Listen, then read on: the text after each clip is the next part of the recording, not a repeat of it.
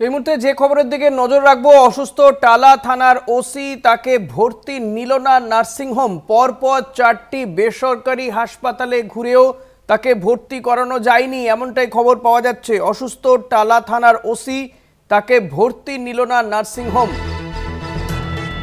পরপর 4টি বেসরকারি হাসপাতাল ফেরালো ওসিকে। টালা থানার ওসি অসুস্থ, তাকে পরপর 4টি নার্সিংহোম ভর্তি নিল না।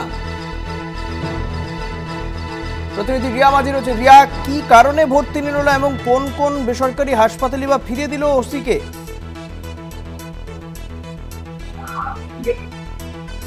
রিয়া শোনা যাচ্ছে? রিয়া শোনা যাচ্ছে আমার কথা? হ্যাঁ শোনা যাচ্ছে। যদি তুমি প্রশ্নটা আরেকবার করো। রিয়া, কি কারণে ফিরিয়ে দেওয়া হলো এবং কোন কোন এই নার্সিংহোম তারা ফিরিয়ে দিল টালা থানার ওসিকে? দেখো, তোমাকে জানিয়ে রাখবো যে ওসি টালা অভিজিৎ মন্ডল তিনি আজকে সকালে হঠাৎ সেন্সলেস হয়েছে।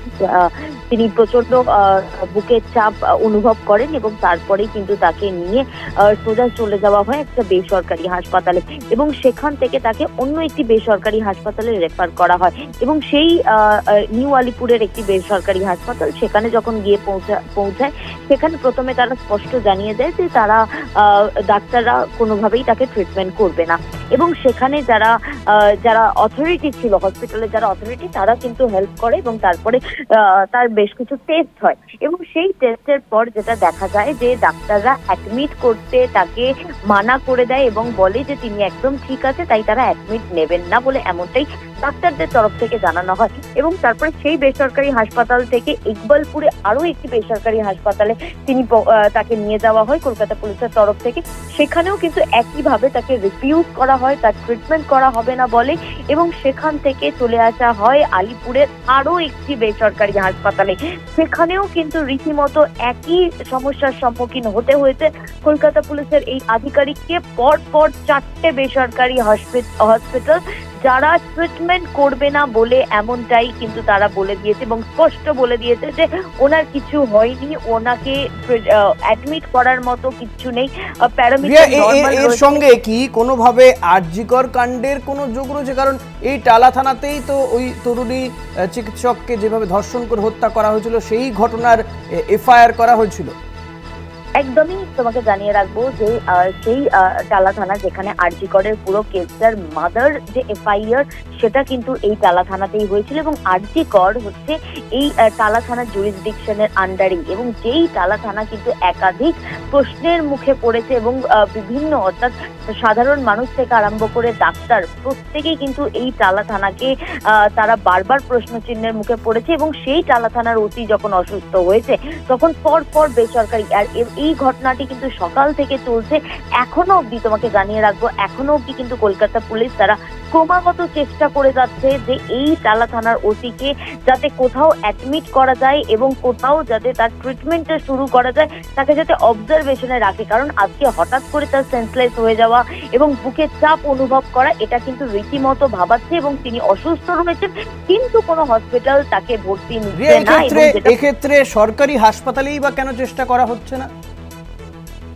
দেখো, তোমাকে জানিয়ে রাখবো যে এই মুহূর্তে কিন্তু সরকারি হসপিটালেই চেষ্টা করা হচ্ছে বলে এমনটাই জানা যাচ্ছে পুলিশ সূত্রে। কিন্তু তোমাকে জানিয়ে রাখবো যে সরকারি হসপিটালের ইতিমধ্যেই যে অবস্থা, যে প্রতি ডাক্তার যারা আছে বা নর্মাল ডাক্তাররা যারা আছে প্রত্যেকেই কিন্তু নিজেদের মতো অবস্থান বিক্ষোভ করছে এবং আজকে যে এই নাইট রিক্লেম আরো একবার রয়েছে এবং এই যে আজকের যে পরিস্থিতি রয়েছে সেই জায়গা থেকে দাঁড়িয়ে সরকারি হসপিটালে এমনিতেই আমরা এর আগে যে খবর করেছি যে নর্মাল যারা সাধারণ মানুষ তারাই এসে ট্রিটমেন্ট খুব একটা ভালোভাবে পাচ্ছে না এবং সেই ট্রিটমেন্ট পেতে রীতিমতো লেট হচ্ছে এবং এই ধরনের একটি ঘটনা যেখানে একটা মানুষ বুকে চাপ অনুভব করছে এবং ক্রমাগত ঘেমে যাচ্ছে, সেন্সলেস হয়ে পড়ে যাচ্ছে, এরকম একটা ক্রিটিক্যাল কেসের জন্য কিন্তু তারা প্রাইভেট হসপিটালই চুজ করেছিল। এবং তোমাকে জানিয়ে রাখবো অত্যন্ত গুরুত্বপূর্ণ পুলিশের একটি হসপিটাল, বেসরকারি হসপিটাল যেটা কলকাতা পুলিশের সঙ্গে ট্যাগ রয়েছে,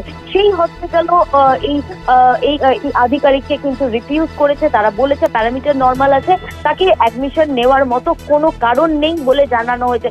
যদিও কলকাতা পুলিশ এই অভিযোগ আনছে যে তাকে কোনো বেসরকারি হসপিটাল অ্যাডমিশন নিচ্ছে না, যদিও যারা অথরিটিতে রয়েছে হসপিটালে তারা সাহায্য করলেও ডাক্তাররা চিকিৎসা করতে চাইছে না বলে এমনটাই অভিযোগ আনছে। কিন্তু অন্যদিকে যেটা দেখা যাচ্ছে যে এই যে বেসরকারি হসপিটালের কর্তৃপক্ষদের সঙ্গে যখন আমরা কথা বলেছিলাম, যেই হসপিটাল তাকে রিফিউজ করেছে, তারা কিন্তু দাবি করছে যে টেস্ট করানো হয়েছে এবং সেই টেস্ট করানো হলে প্যারামিটার নর্মাল আছে বলেই ডাক্তাররা বলেছে। সেই কারণেই ডাক্তাররা বলেছে তাকে অ্যাডমিশন নেওয়ার মতো কোনো কারণ নেই। যদিও এই যে কথা আমি তোমাকে বললাম কোট আনকোট, সেটা কিন্তু তারা অফিসিয়াল ভার্সন হিসেবে দেয়নি এবং তারা স্পষ্টত জানিয়ে দিয়েছে যে তারা কোনো রকম অফিসিয়াল ভার্সন দেবেন না। তবে এই যে বিষয় যেটা চলছে আর.জি. করের এই ঘটনা নিয়ে যে আন্দোলন, লাগাতার আন্দোলন চলে যাচ্ছে, সেই আন্দোলনের শিকার কিন্তু এবার পুলিশকেও হতে হচ্ছে, এটা কিন্তু স্পষ্টত বলাই যায়। এবং টালা থানার ওসি তাকে এখনো অবধি সকাল থেকে ক্রমাগত চেষ্টা করে যাওয়ার পরেও কিন্তু কোনো প্রাইভেট হসপিটাল তাকে অ্যাডমিশন নেয়নি, এমনটাই কিন্তু পুলিশের তরফ থেকে বা পুলিশের সূত্র মারফত আমরা জানতে পারছি। ধন্যবাদ রিয়া।